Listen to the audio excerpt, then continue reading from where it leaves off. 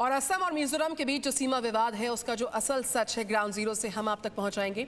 बीते 2 दिन से सीमा को लेकर जो विवाद उठ खड़ा हुआ उसकी गूंज अब दिल्ली की संसद तक आने लगी है। लेकिन आज हम आपको इस विवाद के पीछे का एक बड़ा कारण बताने वाले हैं। एक ऐसा कारण जो सिर्फ असम, मिजोरम और उसके सटे राज्यों के लिए ही नहीं बल्कि देश के कई सारे हिस्सों के लिए मुसीबत साबित हो रहा। एक ऐसी वजह है जिससे 2 राज्यों के बीच टकराव के हालात खड़े हुए हैं। एक रिपोर्ट।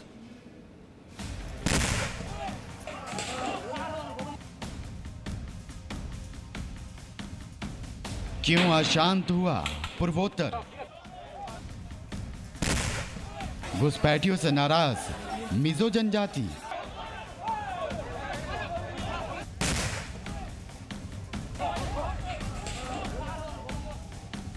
असम मिजोरम के सीमा विवाद का क्या है बांग्लादेशी कनेक्शन?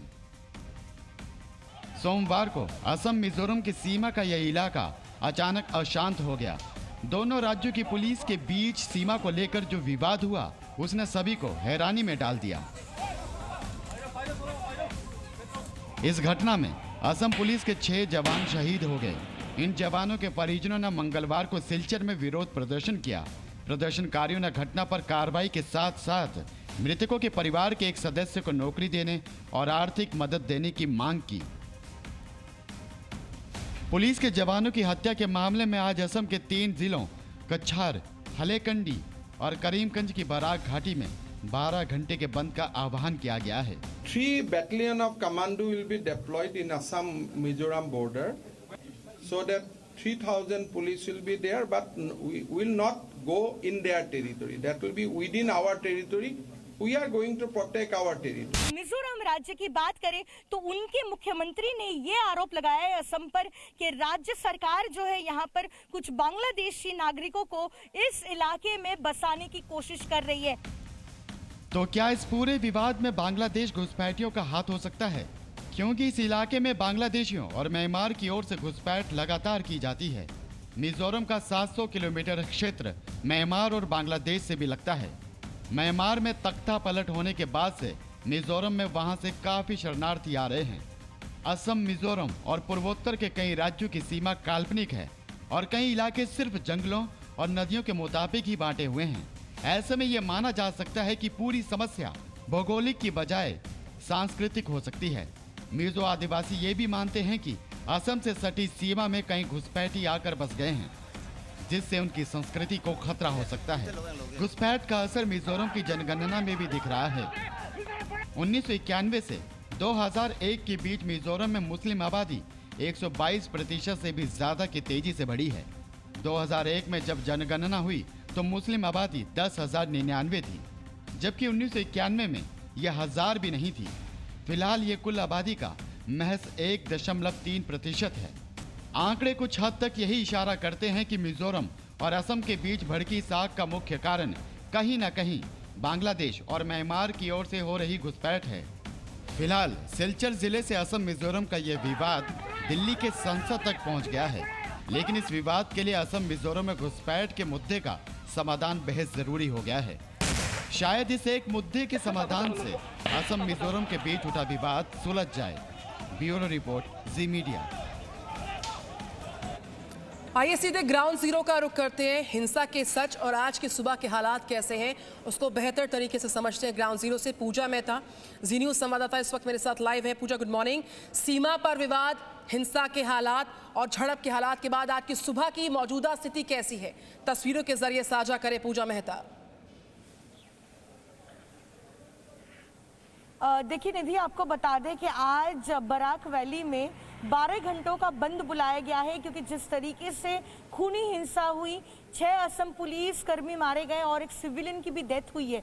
उसके बाद बराक डेमोक्रेटिक फ्रंट की ओर से आज 12 घंटों का ये बंद बुलाया गया है। 3 जिलों में पड़ता है बराक वैली, करीमगंज, हलाईकंडी और काचर। मैं आपको तस्वीरों के माध्यम से दिखाना चाहूँगी। देखिए ये पूरा इलाका जो है सन्नाटा पसरा हुआ है। सुबह 6 बजे से लेकर शाम 6 बजे तक जो है ये बंद बुलाया गया है। दुकानें बंद है, बाजारें बंद है और अगर आप सड़कों का अगर आप नज़ारा देखें तो यहाँ पर सन्नाटा पसरा हुआ है। साथ ही जान वाहन की जो सेवाएं हैं वो भी पूरी तरीके से ठप है। हालांकि ये बंद बुलाया गया है बराक डेमोक्रेटिक फ्रंट, जो एक रीजनल पार्टी है जो बराक वैली बेस्ड है, लेकिन पब्लिक सेंटिमेंट जो है वो इस बंद के पक्ष में है, क्योंकि जिस तरीके से ये 7 लोगों की कुल जान गई है लोगों की। कल भी हमने देखा असम के अलग अलग इलाके में प्रोटेस्ट हो रहे थे, विरोध प्रदर्शन हो रहा था। तो असम के लोगों में स्पेशली अगर सिलचर की बात करें, जो कचार जिला है, वहाँ पे लोगों में काफ़ी ज़्यादा आक्रोश है और सबका आरोप है मिजोरम पुलिस पर कि असम पुलिस कर्मियों पर उन्होंने गोली चलाई, साथ ही स्थानीय की भी जान चली गई। बिल्कुल पूजा, बराक डेमोक्रेटिक फ्रंट ने जिस बंद का आह्वान किया है, जिसका असर 3 जिलों में हम देख सकते हैं। आप चूंकि ग्राउंड जीरो पर मौजूद हैं, पुलिस की गश्ती कितनी आप वहां पर देख पा रही हैं, क्योंकि फोर्सेस का हैवी डिप्लॉयमेंट है, हालात को देखते हुए स्थानीय लोगों का कितना समर्थन इस बंद के आह्वान के साथ जुड़ता हुआ नजर आ रहा है, ये भी बताएं पूजा। बिल्कुल निधि, आपको बता दें अलग अलग इंटरसेक्शंस पर जो है पुलिस की यहाँ पे पेट्रोलिंग हो रही है और इस बात का खासा ध्यान रखा जा रहा है कि यहाँ पर कोई भी लॉ एंड ऑर्डर सिचुएशन नहीं हो, क्योंकि जो बॉर्डर का इलाका है वहाँ पे सिचुएशन अभी भी टेंस्ड है। क्योंकि भले ही हिंसा अभी रुक गई हो, लेकिन वहाँ पर जो स्थानीय लोग हैं जो बिल्कुल बॉर्डर से सटे हुए इलाके में रहते हैं, उनमें काफ़ी ज़्यादा खौफ है, काफ़ी ज़्यादा डर है और डर के साए में जी रहे हैं। तो असम पुलिस की ओर से ये सुनिश्चित किया जा रहा है कि आज ये जो 12 घंटों का बंद बुलाया गया है, उस बीच कोई नए स्तर से हिंसा ना हो और यहाँ पे लॉ एंड ऑर्डर सिचुएशन जो है वो बिल्कुल मेंटेन रहे। साथ ही मैं आपको ये भी बता दूं कि जिस तरीके से असम पुलिस और मिजोरम पुलिस के बीच में पहले झड़प हुई, गोली चलाई गई, 7 लोग मारे गए, उसके बाद सेंट्रल गवर्नमेंट के इंटरवेंशन से ये कहा गया था कि दोनों राज्यों की पुलिस को डिसएंगेज करना है, विड्रॉ करना है। तो फिलहाल वो उस पूरे जो डिस्प्यूटेड बॉर्डर का इलाका है, वहाँ पे 5 कंपनी सेंट्रल पैरामिलिट्री फोर्सेस की तैनात कर ली गई है।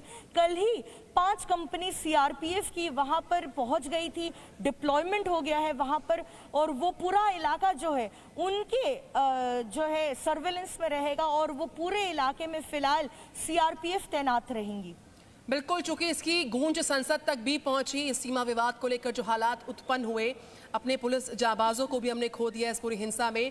जिन 3 जिलों का आपने जिक्र किया, बराक घाटी के हलाकैंडी उसमें आता है, करीमगंज उसमें आता है और साथ ही साथ उसमें कछार आता है, वहाँ पर कल से लेके अब तक अगर 24 घंटे की हम बात करते हैं पूजा मेहता, तो छिटपुट घटनाओं की बात में कोई जानकारी मिल पाई? क्योंकि लगातार कोशिश जारी है, सेंटर की तरफ से भी, सेंटर ने भी इंटरवीन किया, हालात को मॉनिटर किया जा रहा है और स्थानीय लोगों का समर्थन भी इसमें मिलता हुआ। तो इस वक्त वहाँ पर स्थिति और कैसी है? बंद से अगर हम अलग हटकर बात करते हैं, बंद को तो सपोर्ट मिल रहा है, आपने इस बात का जिक्र किया, लोकलाइट्स भी सपोर्ट कर रहे हैं।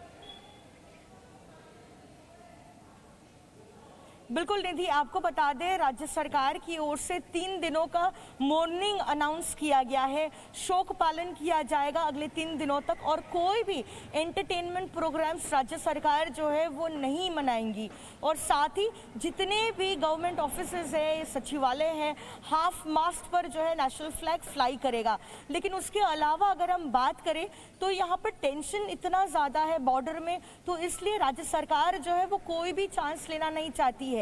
लेकिन जैसा कि मैं आपको बता रही थी कि आज से लेकर जो है 3 दिनों तक शोक भी पालन होगा, साथ ही बंद भी चल रहा है। और इस बीच जो सबसे बड़ा अपडेट है वो ये है कि आज जो यूनियन होम सेक्रेटरी है अजय भल्ला, उन्होंने एक मीटिंग बुलाई है। दोनों राज्य असम और मिजोरम के चीफ सेक्रेटरी और डीजीपी आज अजय भल्ला से मिलेंगे और ये पूरा डिस्प्यूट जो है उसको सॉल्व करने की कोशिश की जाएगी। दिल्ली में आज ये अहम बैठक होने वाली है जिसके तहत कुछ डिसीजन भी लिए जाएंगे और ये देखा जाएगा कि आगे आने वाले दिनों में इस तरीके की हिंसा ना हो। बिल्कुल पूजा मेहता, ग्राउंड जीरो से लगातार है। विवाद दरअसल कहां से उत्पन्न होता है, शुरुआत इसकी क्यों होती है, कहां से होती है, विस्तार से जानते हैं। पूजा बनी रही है मेरे साथ, में तुरंत आपके पास वापस आ रही हूं। असम मिजोरम का एक दूसरे पर जो अतिक्रमण है उसका आरोप है। मिजोरम और असम के 3 बॉर्डर जिले विवादित हैं। मिजोरम 1873 के बंगाल पूर्वी सीमांत के नियम को मानता आया। मिजोरम 509 वर्ग मील के जंगल को अपना बताता। असम 1933 में तय संवैधानिक नक्शे को मानता है। 1933 के नक्शे की सीमा थोपी गई कहा गया मिजोरम की तरफ से। परिसीमन के समय मिजोरम की राय नहीं ली गई, ये रुख मिजोरम का कायम रहा और दोनों राज्यों ने संयुक्त रूप से सीमाओं को नहीं माना। तो हमारे साथ पूजा मेहता लगातार है। पूजा, ये विवाद कोई आज का नहीं है, विवाद चूंकि पुराना है, लिहाजा सेंटर का जो इंटरवीन है और जिस तरीके से अब तक की कार्रवाई सामने आई है, आने वाले वक्त में अगर हम समाधान की बात करते हैं, विवाद को सुलझाने की बात करते हैं, हालात को बेहतर करने की बात करते हैं, तो क्या रूपरेखा हो सकती है? इसको लेकर किस तरीके का रोड मैप नजर आता हुआ? क्योंकि विवाद को सुलझाना एक प्राथमिकता है इस वक्त मौजूदा हालात को देखते हुए। पूजा मेहता।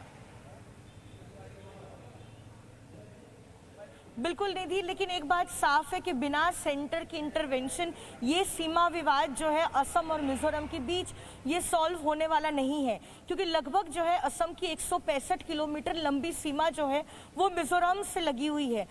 असम के 3 जिले कचार, हलाईकंडी, करीमगंज, मिजोरम के 3 जिले मामित, आइजॉल और साथ ही कोलासिब, ये 3 जिले जो है बॉर्डरिंग है, जहां एक तरफ असम सरकार का ये कहना है कि 1933 का जो अग्रीमेंट हुआ था वो उसके तहत स्टेटस को मेंटेन कर रहे हैं और डिस्प्यूटेड जो लैंड बाउंड्री है वो उनके राज्य में पड़ती है। वहीं दूसरी ओर मिजोरम सरकार का ये कहना है कि वो 1933 का अग्रीमेंट नहीं फॉलो करेंगी, क्योंकि तब मिजो सिविल सोसाइटी को कंसल्ट नहीं किया गया था, बल्कि 1875 में जो अग्रीमेंट किया गया था उसके तहत वो स्टेटस को मेंटेन करेंगी, जिसके तहत जो है जो डिस्प्यूटेड एरिया है वो उनके राज्य की जो सीमा है उसमें पड़ता है। तो कुल मिलाकर दोनों राज्य सरकारें जो है वो अलग अलग एग्रीमेंट को मानती है, लिहाजा बिना सेंट्रल गवर्नमेंट के इंटरवेंशन के ये समस्या जो है उसका समाधान निकलते हुए नहीं दिख रहा। बिल्कुल पूजा, ग्राउंड जीरो से जो मौजूदा हालात हैं, जो परिस्थितियां, वो समझाने के लिए आपका इतनी बारीकी से बहुत शुक्रिया। तो असम मिजोरम पड़ोसी राज्य हैं, एक दूसरे के साथ अतिक्रमण के आरोप लगाते आए हैं, विवाद इतना बढ़ गया किस तरीके से वहाँ की भयावह तस्वीरें आई हैं। Presenting V News app available on Google Play and App Store. Download it now.